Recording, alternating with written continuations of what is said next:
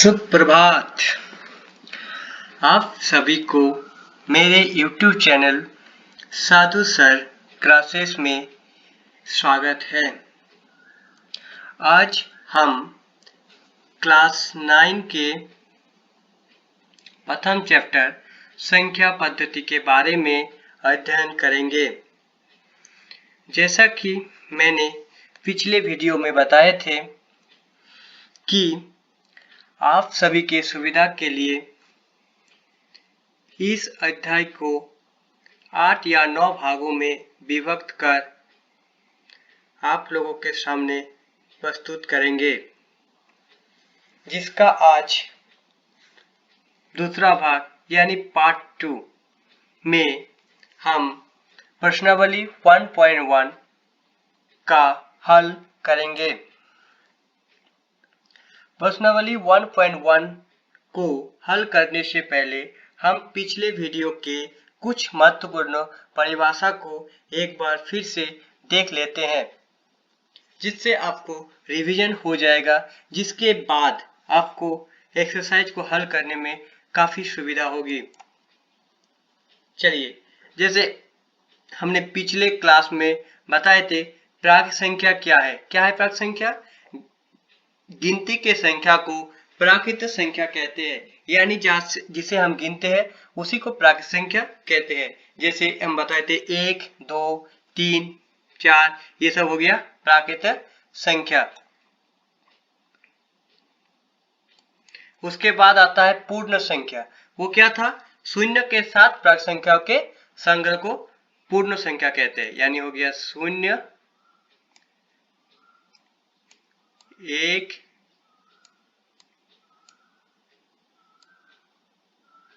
2, 3, ऐसे चल जाएगा। और जैसे प्राकृत संख्या में क्या था? 1, 2, 3, ये था। अब आ गया पूर्णांक। पूर्णांक क्या है? प्राकृत संख्या, शून्य और ऋणात्मक प्राकृत संख्या। मतलब जो प्राकृत संख्या था वो शून्य और ऋणात्मक, यानी इसमें क्या क्या हो जाएगा? -3, -2, -1, उसके बाद 0, 1, 2, 3, ऐसे चलते जाएगा। 4, 5 कर कुछ भी लिखो। उसी तो उसके बाद आता है परिमेय संख्या, रैशनल नंबर। ऐसी संख्या जिसे हम p/q के रूप में व्यक्त कर सकते हैं, जहां q is not equal to 0 तथा p और q पूर्णांक है, परिमेय संख्या कहते हैं। इसमें हम उस दिन अच्छा सबको बताए थे कि p और q पूर्णांक है। ये चीज आपको माइंड में सेट करना है, ज्यादा से ज्यादा इसको रिमाइंड करना है, क्योंकि सबको तो ये चीज याद रहता है। ऐसी संख्या जिसे हम p/q के रूप में लिख सकते हैं या व्यक्त कर सकते हैं, जहां q is not equal to 0 तथा p और q पूर्णांक है। यानी एग्जांपल दिए थे, क्या होगा? जैसे 3/4, ये हो गया आपका परिमेय संख्या। उसी तरह 1/3, 4 क्या परिमेय संख्या है? हाँ, 4 भी परिमेय संख्या है, क्योंकि 4 को हम लिख सकते हैं 4/1। उसके बाद आता है आपका अपरिमेय संख्या। ऐसी संख्या जिसे हम p/q के रूप में नहीं व्यक्त कर सकते हैं, जहां q is not equal to 0 तथा p और q पूर्णांक है, अपरिमेय संख्या है। इसका एग्जांपल हम बताए थे आपको, क्या? जैसे था एक तो आपका था √2, और क्या लिखे थे? सबसे अच्छा एग्जांपल हो गया आपका पाई। उसके बाद आप लिख सकते हैं जैसे 1.01001, उसके बाद 0.001, इस सब इसको लिख सकते हैं। ये हो गया अपरिमेय संख्या। इसके बाद था वास्तविक संख्या। परिमेय संख्या तथा अपरिमेय संख्या के सांग्रह को वास्तविक संख्या कहते हैं। इसे आर से प्रकट करते हैं। क्या था? परिमेय संख्या और अपरिमेय संख्या के जो सांग्रह था दोनों को मिला दिए, ये हो गया वास्तविक संख्या। जैसे ये भी वास्तविक संख्या हो गया आपका 3/4 √2 भी वास्तविक हो गया क्योंकि अपरिमेय संख्या है, तो अपरिमेय जो है वो वास्तविक है, जो परिमेय है वो भी वास्तविक है, ये दोनों मिल गया यानी हो गया वास्तविक संख्या। चलिए इसके बाद आज अब हम जाते हैं एक्सरसाइज 1. किसमें जाएंगे अब हम लोग? 1.1 में। चलिए पहला क्वेश्चन, शून्य। क्या शून्य एक परिमेय संख्या है? क्या इसे आप p/q के रूप में लिख सकते हैं जहां q और p पूर्णांक है तथा q is not equal to 0 है? हाँ, इसका उत्तर हम लिखे हैं हाँ, शून्य एक परिमेय संख्या है क्योंकि इसे संख्या रेखा पर प्रदर्शित कर सकते हैं। इसे p/q के रूप में लिख सकते हैं। देखिए 0 को p/q के रूप में व्यक्त करने पर क्या लिखे? 0 इक्वल टू 0/1 यानी हो गया p/q। तो p क्या था? 0 और q हो गया 1। ये 0 के बराबर नहीं है तो ये सही हो गया। इसको हम ऐसे भी लिख सकते हैं, इसको लिख सकते हैं ना, क्या था? 0 था, इसको लिख सकते हैं 0/2। देखिए यहाँ पर p equal to 0, q equal to 2, जो 0 नहीं है तो ये भी आपका हो गया, क्या हो गया? परिमेय संख्या। उसी तरह और कैसे लिख सकते हैं? 0/5 ऐसे भी लिख सकते हैं। ये भी आपका हो गया परिमेय संख्या। p का मान 0 है और q का मान 5 है, 0 नहीं है तो ये सब हो गया परिमेय संख्या। तो क्वेश्चन जो था, क्या शून्य एक परिमेय संख्या है? हाँ, शून्य एक परिमेय संख्या है। इसे संख्या रेखा पर प्रदर्शित कर सकते हैं, इसीलिए है क्योंकि संख्या रेखा में दिखाएंगे। देखिए संख्या रेखा,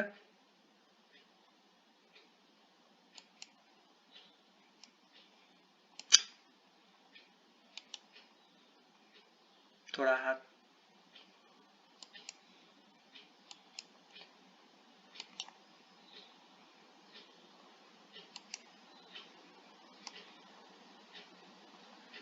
मान लीजिए सीधा है, ये पॉइंट 0 हो गया और इसके दाएं साइड होता है 1, 2, इधर होता है -1, इस तरह होगा -2। तो ये 0 क्या हो गया? संख्या रेखा पर है यानी ये परिमेय संख्या है। चलिए नेक्स्ट जाते हैं। देखिए 3 और 4 के बीच 6 परिमेय संख्याएं ज्ञात कीजिए। क्या करना है? 3 और 4 के बीच हमको 6 परिमेय संख्या ज्ञात करना है। ये निकालने के लिए आपको दो विधि है, हम एक यहाँ पर बनाए हैं और एक आपको लिख के दिखा देते हैं। क्या है? कितना संख्या निकालना है? 6 संख्या निकालना है। तो सबसे पहले हमने क्या किया, हमें 6 संख्या प्राप्त करना है। तो इसका नियम क्या है? जितना संख्या निकालना है, जितना परिमेय संख्या निकालना है दोनों के बीच में, उसमें एक जोड़ेंगे। क्या जोड़ेंगे? एक ही जोड़ेंगे। यानी 6 था तो 6 + 1 यानी क्या हो गया? ये आपका, ये 6 था, यहाँ पर क्या था? 6 परिमेय संख्या को जोड़ना था तो निकालना था, यानी 6 था उसमें एक जोड़े, क्या हो गया? 7। अब देखिए क्या किए, आप 3 और 4 को परिमेय संख्या के रूप में व्यक्त करने पर, 3 था ये परिमेय संख्या था तो इसको उसके रूप में p/q के रूप में, यानी परिमेय संख्या व्यक्त मतलब क्या करना है? इसको p/q के रूप में लिखना है। यानी p/q यानी 3/1, 1 से भाग दे दिए, और 4/1, ये दोनों परिमेय संख्या हो गया उस रूप में।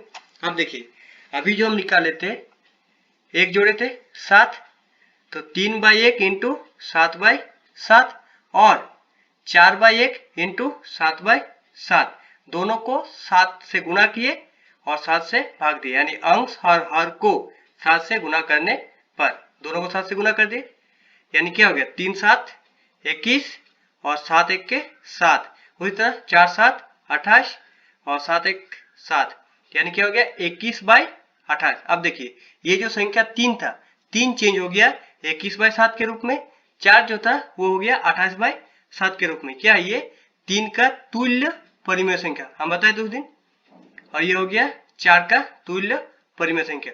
अब देखिए इसके बीच में 6 परिमेय संख्या निकालना है। कितना निकालना है 6, तो 21 था तो उसको 22 कर दिए, 21 के 1 जोड़ दिए तो 22/7, फिर 1 जोड़ दिए 23/7, फिर 1 जोड़ दिए 24/7, फिर 1 जोड़ दिए 25/7, फिर 1 जोड़ दिए 26/7, फिर 1 जोड़ दिए 27/7। देखिए 21 और 28 नीचे सबका सेम है, दोनों साथ है, तो उसके बीच में क्या 21 और 28 के बीच में क्या होगा 22, 23, 24, 25, 26, 27 और सबको 7 से भाग कर दिए। तो ये हो गया तुम आपका सॉल्व 3 और 4 के बीच। ये एक मेथड हो गया। अभी आपको हम दूसरा मेथड दिखाते हैं।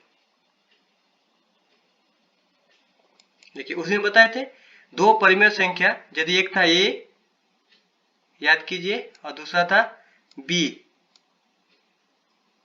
तो उसके बीच में परिमेय संख्या क्या निकाले थे a प्लस b/2। अब इसमें निकालते हैं, a की जगह 3 है, b की जगह 4 है, तो क्या हो गया 3 प्लस 4/2, यानी ये हो गया आपका 7/2, ये एक हो गया। फिर इसके बीच में निकालना है, तो क्या करेंगे अब फिर निकालेंगे 3 और 7/2 के बीच में, तो क्या होगा 3 प्लस 7/2/2, यानी इसको एलसीएम लेंगे, तो एलसीएम ऊपर में हो गया आपका 2 और ये हो गया 3 दूना,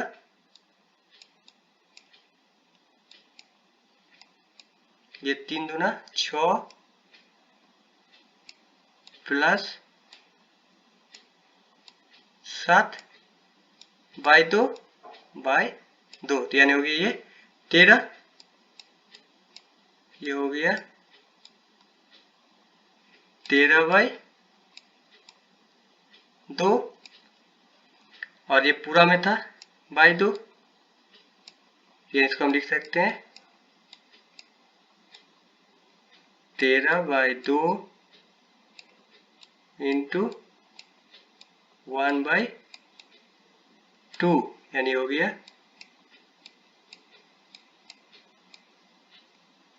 13/4। देखिए ये क्या हुआ 3 और 4 के बीच एक निकाले, कितना आया 7/2। अब क्या किया 3 और 7/2 के बीच में ये आया 13/4, फिर निकालेंगे 3 और 13/4 के बीच में, इस तरह से हम 5 निकालेंगे। ये मेथड जो है थोड़ा लेंदी है, इसीलिए हम क्या करते हैं ये वाला मेथड अप्लाई करते हैं। और एक हम डायरेक्ट भी निकाल सकते हैं, 3 था तो 3 को लिख सकते हैं 3.0 और 4 को लिखेंगे 4.0। अब इसके बीच में क्या होगा लिख सकते, देखिए 3.1 3.2 3.3, 3 हो गया 3.4 भी लिख सकते हैं हम, 6 लिख दिए उसके बीच में 3 और 4 के बीच में। उसी तरह 3.7 कितना हो गया 1 2 3 4 5, 3.9। देखिए हम 3 और 4 के बीच में जो परिमेय संख्या निकाले वो 3 विधि से निकाले। एक में निकाले क्या 22/7, 23/7, 24/7, 25/7, 26/7, 27/7, इसमें निकाले क्या आया 7/2, एक आया 13/4। अब देखिए दोनों का आंसर अलग आया, दोनों में कोई कॉमन नहीं है। इसका मतलब क्यों है ऐसा, क्योंकि आपको पहले बताए थे दो परिमेय संख्या के बीच अपरिमित रूप से अनेक परिमेय संख्या होते हैं। अनेक होता है, तो उसमें इसमें कोई 5 है, 6 है, इसमें कोई दूसरा 6 आया, इसमें है, कोई दोनों में सेम भी आ सकता है, इस तरह हम निकाल सकते हैं। इसके बाद हम नेक्स्ट क्वेश्चन में जाते हैं।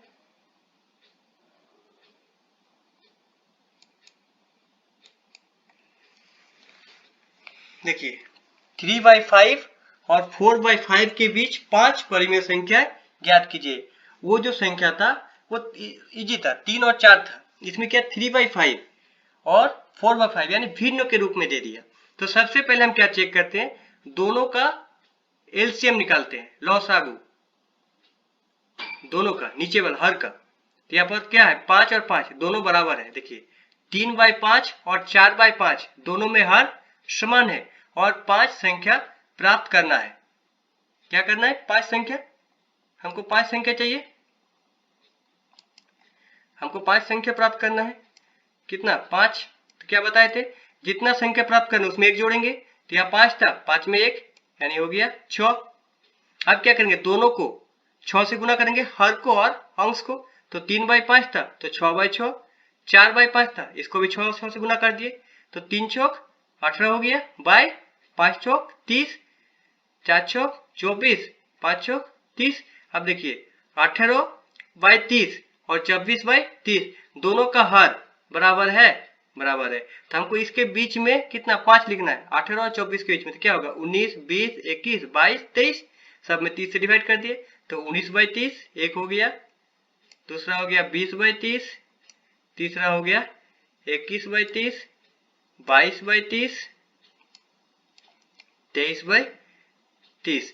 अब देखिए यदि आपको कहीं भी दिक्कत होगा तो आप कमेंट करके बता सकते हैं, या आपको कुछ जानकारी चाहिए तो आप कमेंट कर सकते हैं। हम नेक्स्ट वीडियो में आपके बारे में उत्तर देंगे, क्वेश्चन का सॉल्व करेंगे।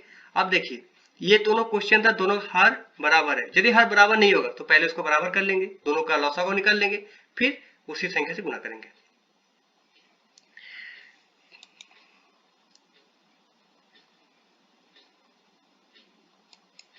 ठीक है, इसके बाद नेक्स्ट क्वेश्चन में जाते हैं। देखिए नीचे दिए गए कथन सत्य है या असत्य है, कारण के साथ आपने उत्तर दीजिए। प्रत्येक प्राकृत संख्या एक पूर्ण संख्या होती है।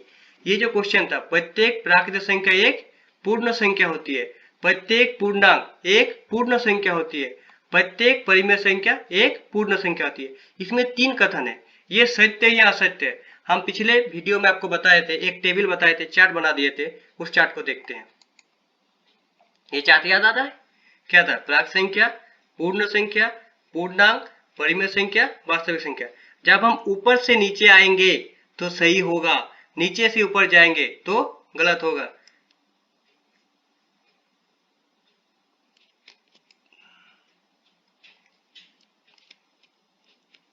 देखिए क्या था, प्रत्येक प्राकृत संख्या एक पूर्ण संख्या होती है, प्रत्येक प्राकृत संख्या, प्रत्येक प्राकृत संख्या एक पूर्ण संख्या होती है। प्राकृत है पूर्ण, ऊपर से नीचे आ रहे हैं तो ये सही होगा। क्या होगा, ये सही होगा। चलिए देखते हैं, तो क्या होगा, सत्य, क्योंकि पूर्ण संख्या में सभी प्राकृत संख्याएं शामिल है। फिर आते हैं, प्रत्येक पूर्णांक एक पूर्ण संख्या होती है। देखिए पूर्णांक, प्रत्येक पूर्णांक एक पूर्ण संख्या होती है। किधर जा रहे हैं, पूर्णांक से पूर्ण, नीचे से ऊपर, यानी ये गलत है, यानी असत्य है। ये क्या है, असत्य है, असत्य, क्योंकि पूर्णांक में ऋणात्मक पूर्णांक भी होते हैं, उसका रीजन बता रहे हैं, यह असत्य हो गया। फिर देखिए प्रत्येक परिमेय संख्या एक पूर्ण संख्या होती है।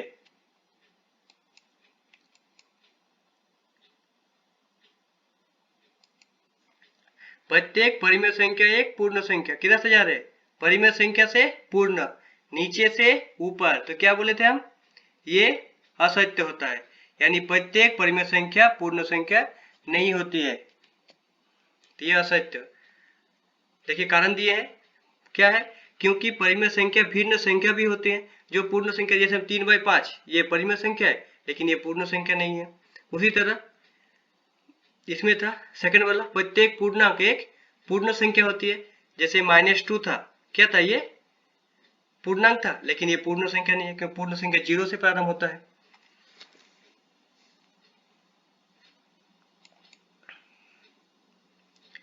आप देख सकते हैं एग्जाम्पल दिए थे हम, जैसे प्रत्येक प्राकृत है 1 2 3 सब इसमें आ गया। पूर्णांक देखिए -2 इसमें नहीं है, तो प्रत्येक पूर्णांक पूर्ण संख्या नहीं है। परिमेय संख्या बताए थे 3/5 परिमेय संख्या है लेकिन पूर्णांक में नहीं है, तो ये भी गलत हो गया, असत्य हो गया।